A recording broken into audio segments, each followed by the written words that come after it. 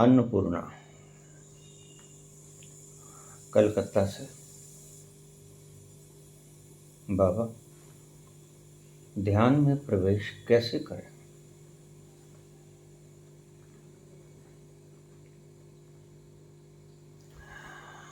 हिमालय की कंदराओं में एक कंदरा में 4 साधक बैठे साधना कर रहे थे। अचानक 1 महीना बीत गया। कंदरा के द्वार से एक घुड़सवार निकला।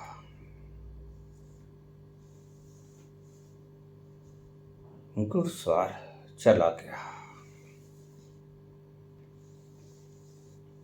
उन 4 साधकों में से एक साधक कहता है, घोड़े का रंग नीला था।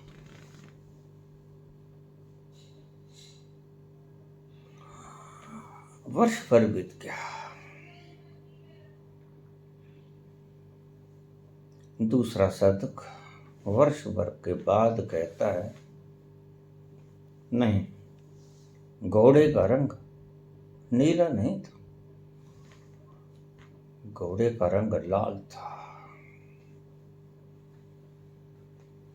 वर्ष भर फिर बीत गया। तीसरा साधक बोला, अगर तुमने ऐसी ही बहसबाजी करनी है तो मैं तो चला, हम यहां ध्यान नहीं करेंगे। लेकिन एक चौथा भी बैठा था। वह मूक शिलावत बैठा रहा। तीनों साधकों की आवाज उसके कानों में पड़ी, सुनी, लेकिन भीतर से कोई रिएक्शन की वेव नहीं आई, कोई हलचल नहीं हुई, कोई किसी प्रकार का भीतर से शब्दों का तूफान नहीं उमड़ा।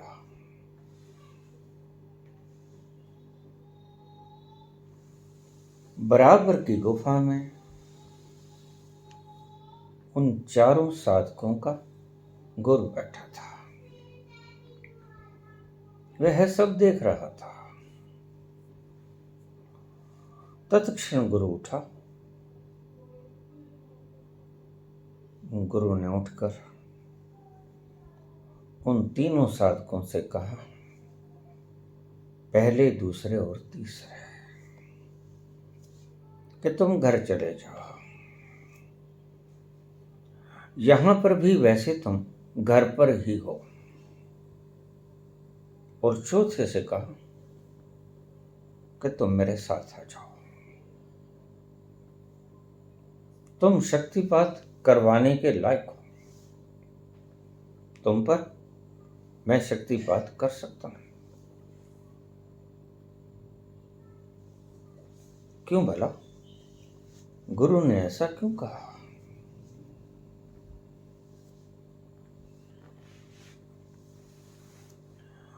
वह एक नॉन रिएक्टिव था। तीनों ने रिएक्शन दिया, देर अबेर, लेकिन चौथे ने कोई रिएक्शन नहीं दिया।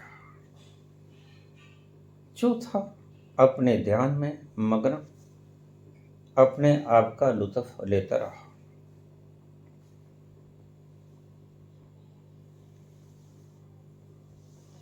पूछा है, ध्यान में प्रवेश कैसे करें? पहला पाठ यही है, you will have to remain non-reactive। तुम्हें कोई प्रतिक्रिया नहीं देनी है। जैसे ही तुम प्रतिक्रिया से हीन हो गए, भीतर से प्रतिक्रिया नहीं आई, कोई उमंग ना उठे, कोई लहर ना उठे, बस तुम योग्य हो गए, ध्यान में उतरने के योग्य हो गए। और जैसे ही तुम ध्यान में उतरने के योग्य हो गए तो तुम शक्तिपात सहने के योग्य भी हो गए। मौन मन शक्तिपात को झेल सकता है। उलट पुलट तरंगों से घिरा हुआ मन शक्तिपात को झेल नहीं सकता।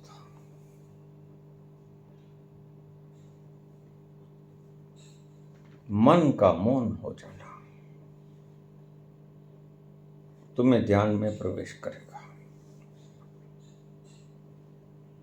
सभी पड़ाव आएंगे, एक एक करके तुम उन्हें पार करते रहोगे।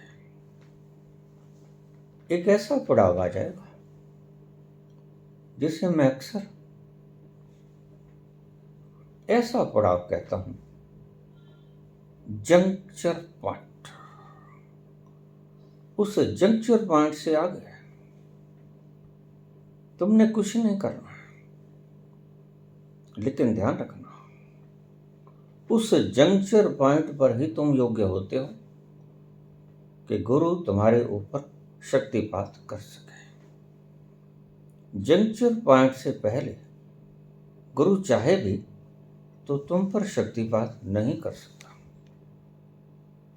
तुम अभी रिएक्शन करते हो। गुरु का शक्तिपात गुरु की शक्ति का भी रिएक्शन कर देगा और तुम उसे झेल नहीं पाओगे। इसलिए ध्यान रखना, बुद्धि में बैठे बैठे कभी भी गुरु से ये डिमांड मत करना कि मेरे ऊपर शक्तिपात कर दो।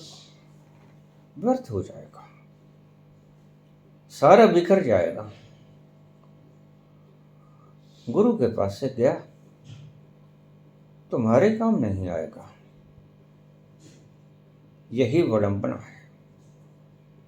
हम सभी चाहते हैं कि गुरु जब कर सकता है शक्तिपात तो करता क्यों नहीं। यही बात विवेकानंद ने कही थी, सोची थी। जब शक्तिपात कर सकते हैं गुरुदेव तो क्यों नहीं करते। लेकिन गुरु भी प्रतीक्षारत होता है और तुम भी प्रतीक्षारत रहना। गुरु प्रतीक्षारत रहता है कि कब तुम नॉन रिएक्टिव हो जाओ, कंप्लीटली टोटली नॉन रिएक्टिव। कुछ भी हो जाए, किसी भी परिस्थिति में, किसी भी स्थिति में, कोई बादल आ जाए, सुख का हो, दुख का हो, दर्द का हो,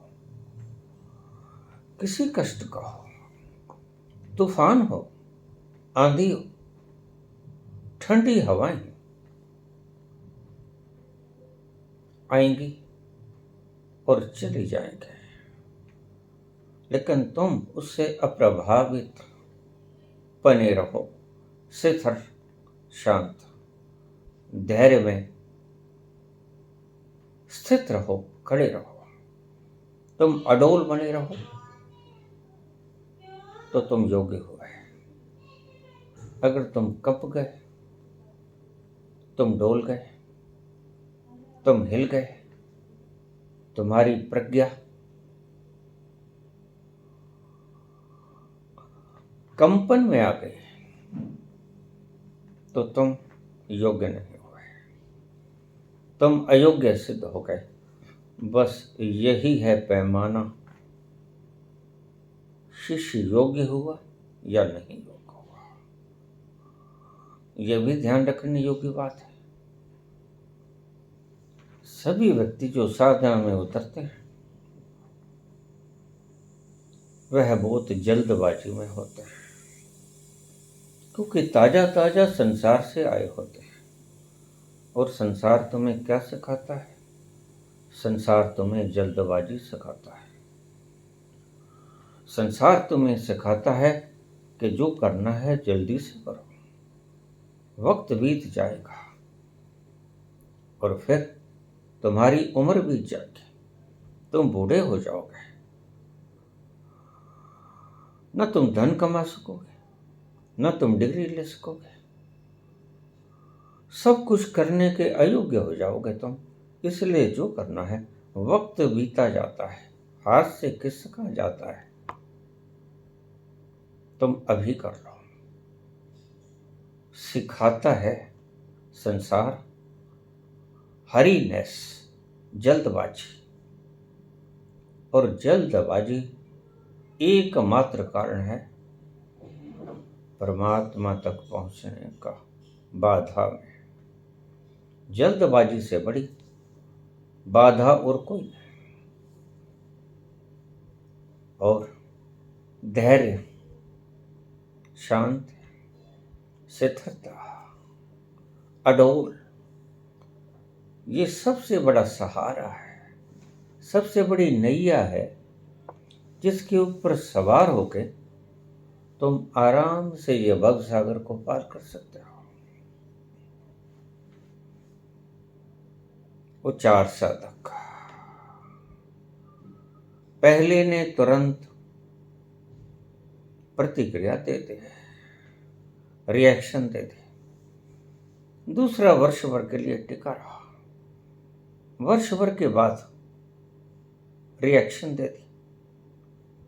तीसरा वर्ष भर फिर टिका रहा, लेकिन वर्ष भर के बाद फिर उसने रिएक्शन दे दी, लेकिन तीनों ने रिएक्शन दे दी। देर अबेर अगर तुम रिएक्शन दे देते हो तो समझ लो तुम अपने भीतर गहरे नहीं उतरे। तुमने अक्सर देखा होगा, तुम्हारा कोई दुश्मन 10 वर्ष पहले तुम्हें गाली निकाल देता है, तुम्हें अभद्र भाषा का, अशिष्ट भाषा का प्रयोग करता है, तुम उस भाषा को आई गई नहीं करते। तुम मन की स्टोरेज के भीतर, अपने अनकॉन्शियस माइंड के भीतर वह स्टोर कर लेते हो। वह कहीं जाता नहीं, सिर्फ वक्त की इंतजार करता है। जब वक्त आएगा, मेरा भी कभी वक्त आएगा, और जब तुम्हारा वक्त आता है, वक्त सभी का आता है, तो वह प्रतिक्रिया निकल के बाहर आती है। और वह प्रतिक्रिया उन शब्दों को दोहराती है कि फला वक्त पर तुमने मुझे ये कहा था। कमाल की बात है। अगर ऐसा है तो तुम ध्यान में कभी नहीं पहुंच सकते। एक बात और ध्यान रखना, किसी भी बात को मन के किसी कोने में जगह मत देना। अगर तुमने मन के भीतर उतर जाने दिया तो फिर वो बड़ा अनिष्ट कर जाएगी तुम्हारा। वह जहर है। भगवान शिव का एक नाम है नीलकंठ। उसके गहरे अर्थों में एक अर्थ ये है,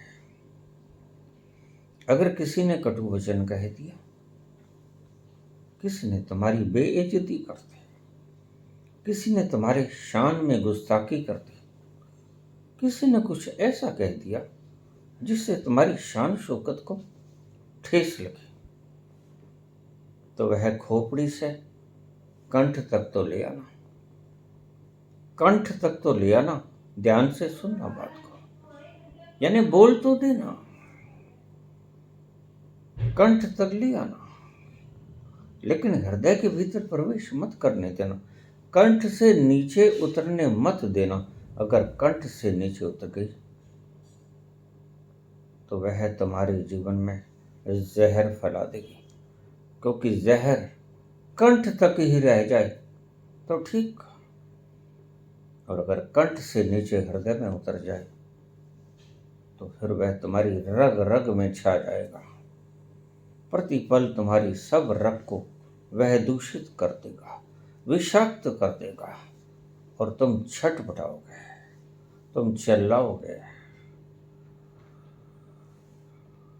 भगवान शिव का नीलकंठ स्वरूप तुम्हें यही बताता है। कोई कुछ भी कहते हैं, वैसे तो वे माटी का पुतला है, तुम ये है भी नहीं, लेकिन क्योंकि अभी तुमने जाना नहीं इसलिए मान मत लेना। बस अगर कोई तुम्हारा किसी प्रकार से शान के भीतर गुस्ताखी करता है तो प्रतिक्रिया मत करना। पहला, ध्यान में जाने का सूत्र, किसी शांत जगह में बैठ जाओ। जैसे मैंने कंदरा का जिक्र किया, तुम घर में भी कंदरा बना सकते हो। घर के एक कमरे में तुम गुफा बना सकते हो, कंदरा बना सकते हो, जहां एकांत में बस तुम ही रहो। सिर्फ ध्यान की तरंगें वहां की दीवारें पी जाएं। अगर ऐसा करने में तुम समर्थ हो गए और ध्यान की तरंगों को तुम्हारी दीवारों ने पी लिया तो ये याद रखना, जब भी तुम उस घर के कोने में कमरे में प्रवेश करोगे अचानक से तुम ध्यानस्थ होने लगोगे। क्या हुआ, इन दीवारों ने जो पिया था वह लगातार रिफ्लेक्ट कर रही है, और तुम जैसे ही प्रवेश किए तुमने उस रिफ्लेक्शन को ग्रहण कर लिया। एक कोना चुन लेना। हमने घरों में पूजा रूम बनाने का एक विधान रखा था। पूजा रूम में विधान अलग होते थे। वहां जूती नहीं डाल के जाना, वहां स्नान करके जाना, वहां नए वस्त्र पहन के जाना। मतलब क्या था? मतलब संसार की झाड़ फूंक, संसार में से तुम घूम के आए हो और न जाने क्या क्या तरंगे तुम इकट्ठी करके लेके आए हो, उनको बाहर ही छोड़ आना, दूसरे वस्त्र पहन लेना। जूतों के साथ न जाने क्या कुछ लग गया है, उनको बाहर ही निकाल देना। भीतर जाते वक्त नंगे पांव जाना और वस्त्रों को बदल जाना, स्नान करके जाना। पहला, शांत जगह पे बैठ जाओ और शांत जगह पे बैठ कर अपने ही भीतर उतरो। बाहर का खिलारा, बाहर का पसारा, बाहर के वातावरण को कट ऑफ कर दो। अपनी सारी शक्ति जो तुमने बाहर फैला रखी है एक बारगी उसको इकट्ठा कर लो। जैसे हम धूप की तरंगों को, धूप को, सूरज की तरंगों को उत्तर लेंस के द्वारा, कन्वेक्स लेंस के द्वारा एकत्रित करके एक बिंदु पे ले आते हैं, तो वो बिंदु बड़ा कारगर सिद्ध होता है। वह कागज को आग लगा देता है। बाहर से सारी शक्ति जो तुमने फैला रखी है और तुम्हें कभी ये सोच भी नहीं आई, ध्यान भी नहीं आया कि हम बाहर कितनी ऊर्जा को व्यय किए हैं, तुम जानते भी नहीं। तुमने अपनी ऊर्जा को कहां कहां इन्वेस्ट किया हुआ है, वो सभी जगह तुमने इन्वेस्ट किया हुआ है और तुम्हें पता भी नहीं, जिसे हम मोह कहते हैं। इसलिए संतों ने कहा, मोह तुम्हारा बैरी है, मोह तुम्हारा दुश्मन है। क्योंकि मोह को क्या चाहिए? तुम्हारी शक्ति, तुम्हारी इंटेंशन, तुम्हारा ध्यान। और ऐसे तुमने न जाने कितने कितने क्षेत्रों में कितने कितने डायमेंशंस में अपनी शक्ति को निवेश कर रखा है, इन्वेस्ट कर रखा है। तो उस सारी शक्ति को जो आपने निवेशित की हुई है बाहर, सबको खींच लो, वापस खींच लो, बुद्धि के एक कोने में ले आओ, वहां से नीचे उतरो, कंठ तक ले आओ, और कंठ से नीचे उतरो, हृदय में ले आओ, हृदय से भी नीचे उतरो। तो मैंने तुमसे एक बात कही थी, एक जंक्चर पॉइंट आएगा। अभी तो तुम सिर्फ सुन ही सकते हो, अभी तुमने जाना नहीं, इसलिए जब तुमने जाना नहीं तो तुम्हारा अनुभव नहीं, तुम अपने अनुभव से इसको मेल जोल न कर सकोगे, तुलनात्मक अध्ययन न कर सकोगे। तो जंक्चर पॉइंट पर जाकर तुम योग्य हुए। कुछ लोग मुझसे पूछ लेते हैं कि उस पॉइंट पर जाकर अगर गुरु ना मिले तो फिर हम पहुंचेंगे कैसे? गुरु मिल जाएगा, तुम गुरु की फिक्र मत करना। यह मन की तजवीज़ें हैं, यह मन की शरारतें हैं, अपने अंतस में जाने से बचने के लिए। क्योंकि मन को पक्का पता है, अगर मैं अपने अंतस में उतर गया तो वह इतना आनंददायक है, वह इतना खुमारी से युक्त है, इतनी सुगंधियों से सुगंधित है कि फिर मन को मरना होगा। और मन मरना नहीं चाहता, मन चाहता है मैं कभी ना मरूं, इसलिए बचना चाहता है मौत से। यही तुम्हारी सबसे बड़ी कमजोरी है, मृत्यु से बचने की इच्छा। उसको ही महावीर कहते हैं। महावीर का नाम महावीर नहीं था, महावीर का नाम तो वर्धमान था, लेकिन महावीर एक खिताब था, एक अलंकार था, एक उपाधि थी जो उसको प्रदान की गई। काहे को? क्योंकि वो मृत्यु को स्वीकार किया, उन्होंने मृत्यु को हृदय से लगा लिया, उन्होंने मृत्यु को स्वीकार किया। बस तुम भी इसे सीख जाओ, मृत्यु को स्वीकार कर लो। पहला कदम, एकांत स्थान चुनो। दूसरा कदम, प्रतिक्रियावादी मत हो, non reactive, be non reactive. और तीसरा, नॉन रिएक्टिव होकर शांति से बैठकर अपनी सारी इन्वेस्टमेंट जो तुमने संसार में अलग अलग स्थानों पे झोंक दी है, उन्हें वापस बुला लो। वापस बुला के अपनी बुद्धि में एकाग्र कर लो।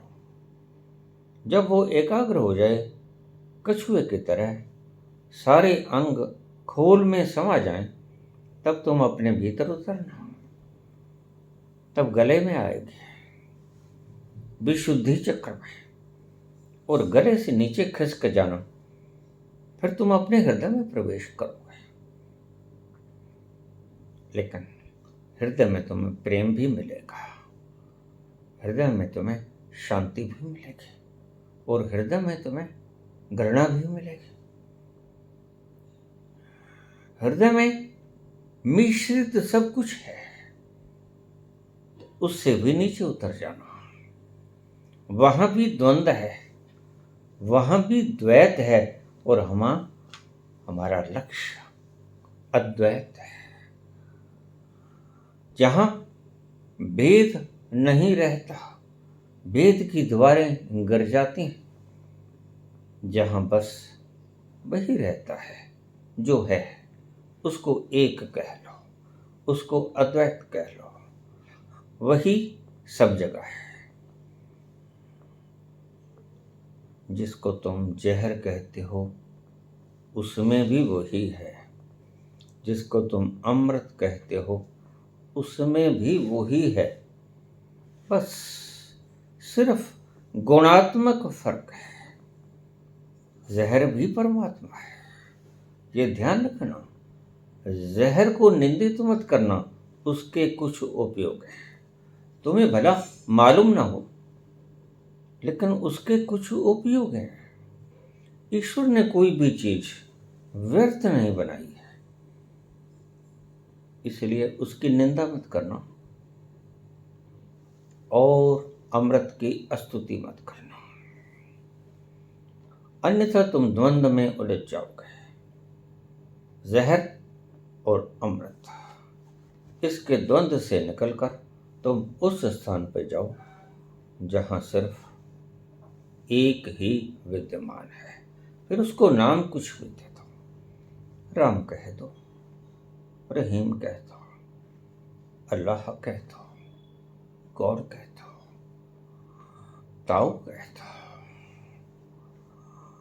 निर्वाण कह दो, कैवल्य कह दो, जो चाहे नाम दे दो, कोई फर्क नहीं पड़ेगा। लेकिन इशारा वही है, जिस तरफ इशारा है वह एक है। घर में तुम्हें कोई चिंटू कहता है, कोई मिंटू कहता है, स्कूल में तुम्हारा और नाम है, परिवार में तुम्हें कोई कुछ कहता है, कोई कुछ कहता है, लेकिन उस कहने मात्र से तुम तो नहीं बदलते हो, तुम तो वही रहते हो।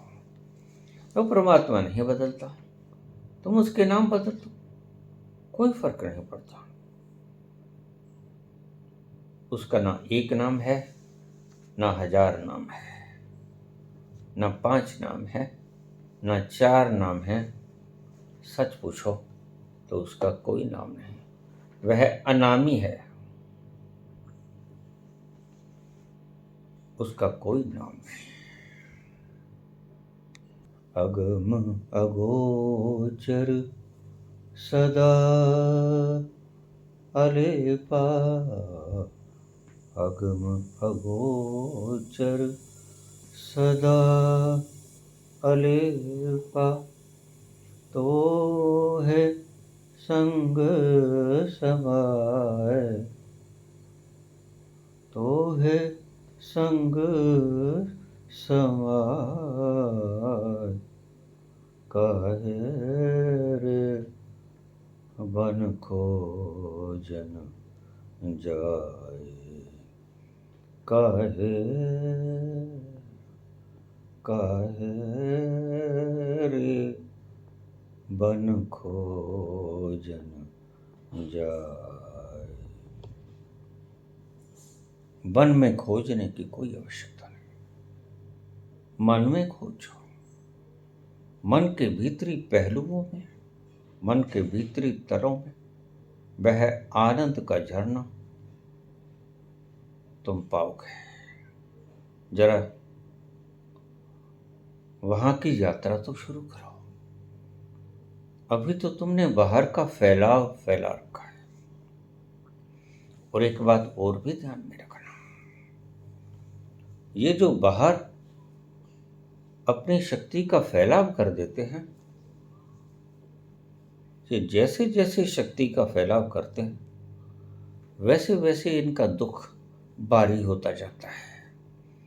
इसलिए आप बहुत अमीर लोगों को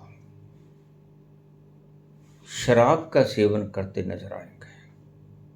क्यों? क्योंकि इन्होंने सारी शक्ति व्यय कर दी, ये खोखे हो गए। उन सारे मोह की जंजीरों को तोड़ने के लिए ये एक बार बेहोश हो जाना चाहते हैं, जैसे आप नींद में बेहोश होते हो। तो इनके पास एक उपाय है, शराब पी लो। शराब पीने से इनके सारे बाहर की इन्वेस्टमेंट के धागे टूट जाएंगे।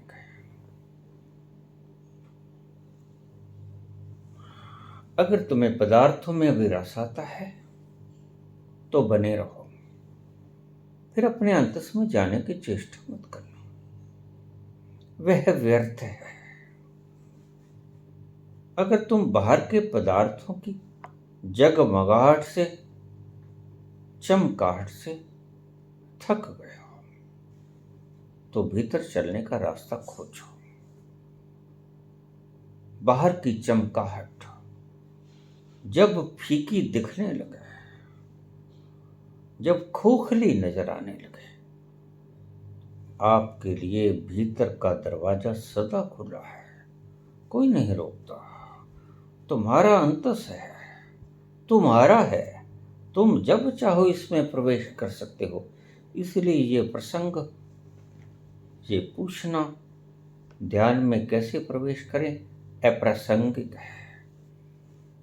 यह प्रश्न है,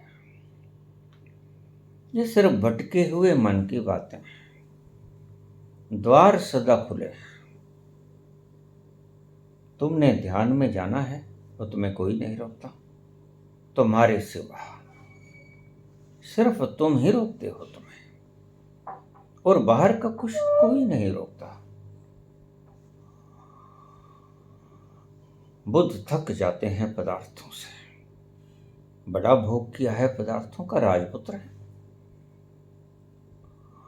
और जिस राजपुत्र ने, वो जनक हो, 24 तीर्थंकर हो, जैनी हो, सभी राजा थे, वो त्यागी हो जाते हैं।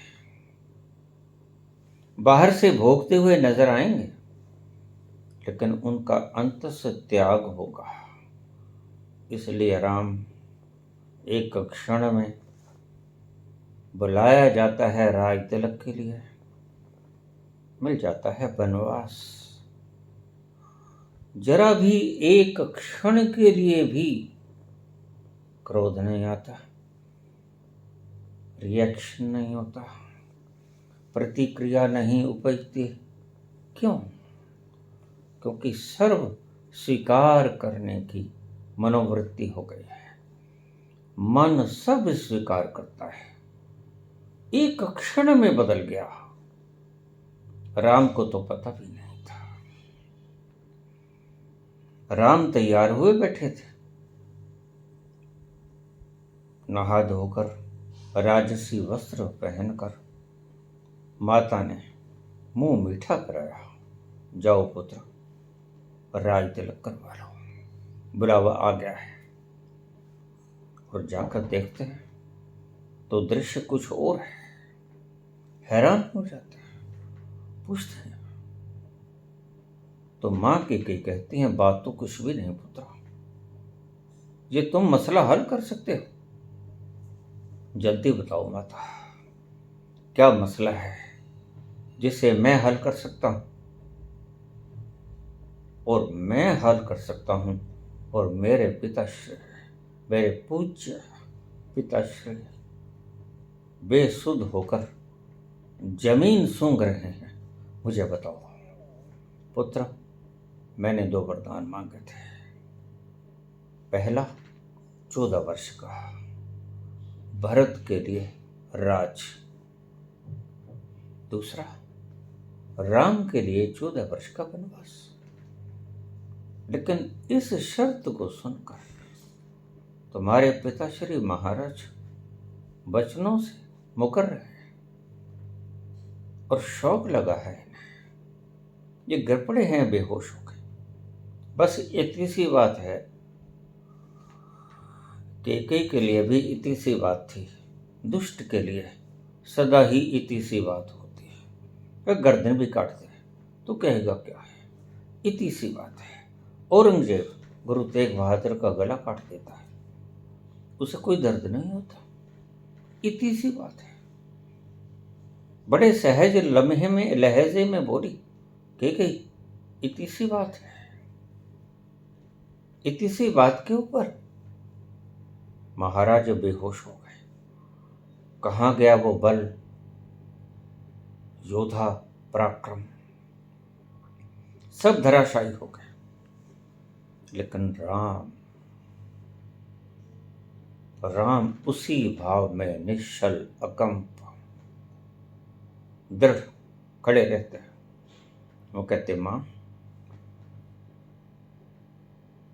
मेरे वीर पिता को ऐसा मत कहो, मैं कर हूं, मैं अभी वन गमन की तैयारी करता हूं, तुम निश्चिंत रहो माती, मैंने ही तो पूरा करना है।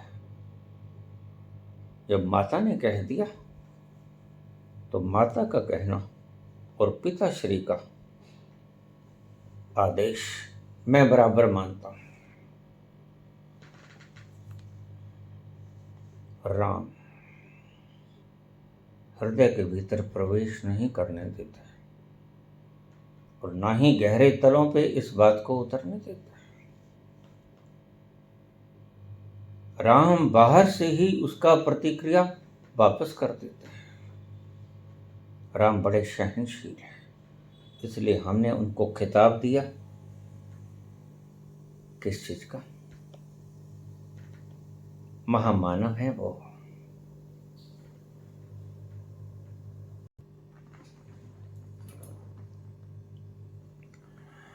परम मर्यादित पुरुष, मर्यादा पुरुषोत्तम श्री राम। किसी भी संकट में, किसी भी खुशी में डोले नहीं, न खुशी में झूमे, न नाचे, न दुख में उनके चेहरे का ढंग रंग विकृत हुआ। वो यथावत बने रहे, जैसे थे वैसे बने रहे। इसे ही कहते हैं मर्यादा। ध्यान में प्रवेश कैसे करें? अन्नपूर्णा ने पूछा है। सबसे पहले कोई ऐसी जगह तलाश लो, अपने घर के भीतर या बाहर किसी स्थान पर, जहां ज्यादा रोशनी न हो। एक बात ध्यान में रखना, लोग भूल जाते हैं, खुली आंख से कभी ध्यान नहीं होता। खुली आंख से कभी ध्यान नहीं होता, आंख बंद करनी पड़ती है। परमात्मा बड़ा लाजवाब कारीगर है,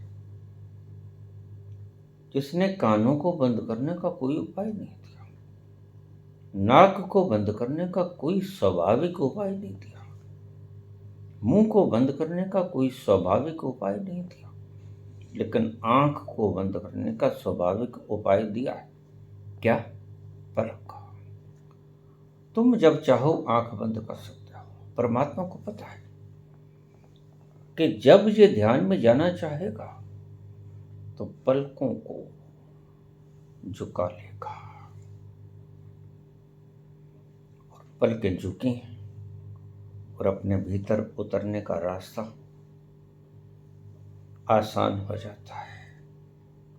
जो लोग खुले आंखों से ध्यान की प्रक्रियाओं को सिखाते हैं, उन्हें मैं मूर्ख ही कहता हूं। वो मूढ़ है। बस इतनी सी बात अपनी मूढ़ता को साफ साफ उजागर कर देते हैं उनके सामने जो उस तल को छू गए हैं, जिन्होंने जान लिया है।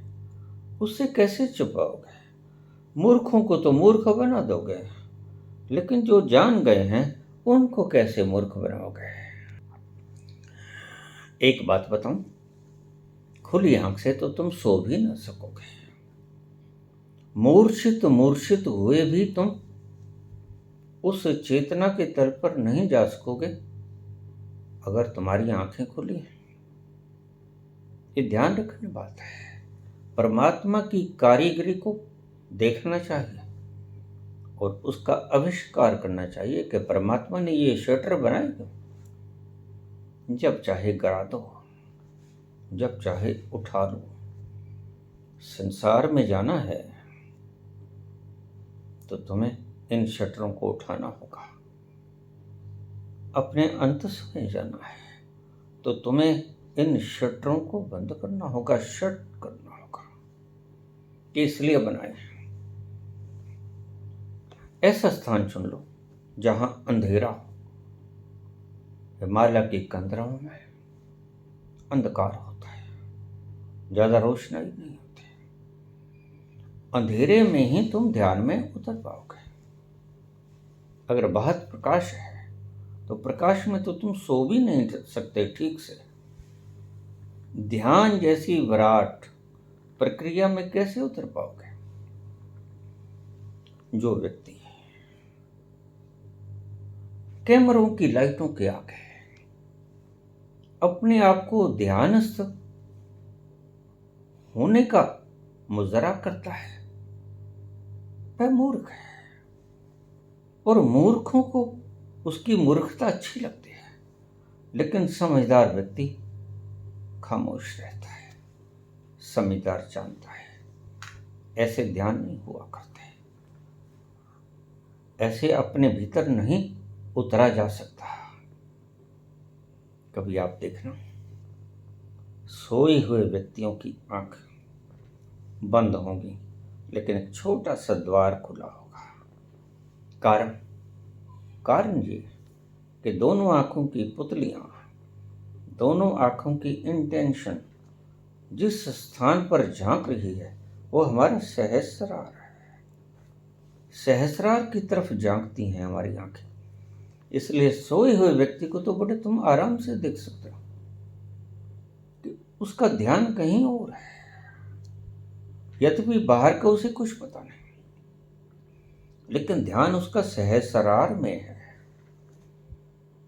ऐसे ही ध्यान में उतरना है तो आपकी आंखें बंद होनी चाहिए। ध्यानस्थ व्यक्ति आंख खुली नहीं रखेगा। किसी भी ध्यानस्थ व्यक्ति को देख लेना, आंखें बंद ही रहेंगी, और वह रोशनी में ध्यान नहीं होता। मैं जब साधना को शुरू कर रहा था, मैंने बताई पहले भी, तो मैं आंखों पर काला चश्मा रखा करता था। लोगों ने देख लिया कि इसकी आंखें तो बंद है, ये चल कैसे रहा है। तो उन्होंने मुझे कहा कि तुम आंखें क्यों बंद रखते हो, कोई खराबी है? तो फिर मैंने दूसरी ऐनक लगानी शुरू कर दी, जिसके आर पार कुछ दिखता नहीं था, साइडें भी ढके रहते थे। इतनी सी लाइट भी जिसने सही ध्यान में प्रवेश किया है, वह इतनी सी लाइट को भी स्वीकार नहीं करेगा। वो भी उसके भीतर एक कोलाहल का काम करेंगे, शोर का काम करेंगे। सो इन सब बातों को ध्यान में रखना। अंधकार हो, एकांत हो, पहले जब ध्यान सध जाए तो फिर तो आप भरी भीड़ में भी, फिर खुली आंख में भी, फिर सब कुछ कोलाहल में ढोल बजते होंगे, लेकिन तुम ध्यान में होगे। यह सिद्ध अवस्था की बात है, और मैं तुम्हें साधक अवस्था की बात बता रहा हूँ। साधक अवस्था में अंधेरे में बैठना है, आंखें बंद रखनी है, अपनी सारी शक्ति को बाहर से एकत्रित करके अपनी बुद्धि में एक स्थान पर ले आना है, वहां से धीरे धीरे भीतर खिसकना है, गले में ले आना है, गले से भीतर हृदय में, और हृदय से भीतर अपने अस्तित्व में। ये कुल यात्रा है, अंतर यात्रा की। ऐसे ध्यान में प्रवेश कर सकोगे, बड़ा आसान तरीका है, और तुमने कुछ नहीं करना है। इस दौरान ना तुमने कोई मंत्र जप करना है, ना कोई श्वास क्रिया करनी है, कुछ नहीं करना है। ध्यान के वक्त श्वास क्रिया भी नहीं करनी है, क्रिया योग भी नहीं करना है, प्राणायाम भी नहीं करना है, कुछ भी नहीं करना है। शांत बैठ जाना है। आनंद आएगा मौन से, क्योंकि जहां से आनंद आता है उसे हम परम मौन कहते हैं। वहां कोई लहर नहीं, वहां कोई उछाल नहीं, हलचल नहीं, कोई शोर शराबा नहीं। वहां हमने जाना है जहां कोई हलचल है, और वहां पर जाने के लिए, परम मौन में जाने के लिए शुरू करना होगा मौन से। कबीर ने कहा, बूंद समानी समुद्र में। बड़ा प्यारा शब्द, हम उसका अर्थ नहीं समझ पाए। कबीर का अर्थ था कि समान समान के भीतर ही समा सकता है। फिर समझो, समान समान के भीतर ही समा सकता है। इसलिए बूंद क्योंकि समुद्र के समान है, बूंद समुद्र का हिस्सा है, बूंद समुद्र की एक छोटी सी मात्रा है। समान है दोनों, दोनों की केमिकल फॉर्मुलेशन सेम। समान समान में समा सकता है, यही कहने का मतलब था कबीर का, बूंद समानी समुद्र में। और तुम भी उसके ही अंश हो। उसी का फैलाव तुमने कर लिया है बाहर, और उसी के फैलाव में तुमने बाहर से एकत्रित करके जहां से फैलाव शुरू किया उसी में लीन हो जाना है। बूंद समानी समुद्र में, तुम्हारे भीतर वो समुद्र है जहां से तुमने इन सारी ऊर्जा को बाहर फैला रखा है अलग अलग जगहों पर। तो सभी को इकट्ठा करना है, इकट्ठा करके समुद्र में समा जाना है। बस इतनी सी प्रक्रिया है, बहुत आसान। भला अपने तक पहुंचने के लिए भी कोई मुशक्कत करनी होती है, गैर तक पहुंचने के लिए मुशक्कत करनी होती है, स्वयं तक पहुंचने के लिए क्या मुशक्कत करनी होती है? कुछ नहीं करनी होती, बस ठहर जाना होता है। और जैसे ही ठहर जाओगे वैसे ही मुशक्कत बंद हो गई, और वह तुम्हें खींच लेगा अपने भीतर। तो ठहरो, यही सूत्र है। अगर मैं कहता हूं धैर्य, तो उसमें भी यही सूत्र है। ठहरने के बिना धैर्य होता नहीं, और जिसमें धैर्य आ जाए वो ठहर जाता है, वह भाग दौड़ नहीं करता, संतुष्ट हो जाता है, तृप्त हो जाता है। इस सभी बातों को ध्यान में रखना, एकांत चुन लेना, बिल्कुल अंधेरा। इसलिए रात्रि का जागरण ज्यादा शुद्ध माना गया था। कारण क्या था? भगवान कृष्ण ने क्यों कहा, जब संसारिक लोग सोते हैं तो मेरा योगी जागता है। रात का अंधेरा, दूसरे अर्थों में अंधेरा, अंधेरा ध्यान में जाने के लिए बड़ा बड़ा सहायक है। इसलिए जितनी भी रात्रियां हमने बनाई, दिन कोई नहीं बनाया। शिवरात्रि थी, 9 नवरात्रे थे, 2 बार नवरात्रि आते हैं, गुप्त नवरात्रि थे। जितने भी हमने आध्यात्मिक वक्त चुने वो रात के चुने, लेकिन आपने इनकी गहराई को कभी देखा नहीं। ध्यान रात में जितना गहरा होता है उतना दिन में नहीं होता, या फिर दिन में आप रात जैसा माहौल पैदा कर रहे हो, तो फिर आप ध्यान में आराम से जा सकते हो। ये सारी बातों को ध्यान से समझना। अगर समझ में एक बार ना आए तो बार बार इस वीडियो को सुनना। वहां जाकर दिल ठहर जाता है, मग्न हो जाता है, संतुष्ट हो जाता है। अगर वह नहीं मिला तो फिर कुछ भी नहीं मिला। एक तू ना मिला, एक तू ना मिला, सारी दुनिया मिले भी तो क्या है, एक तू ना मिला।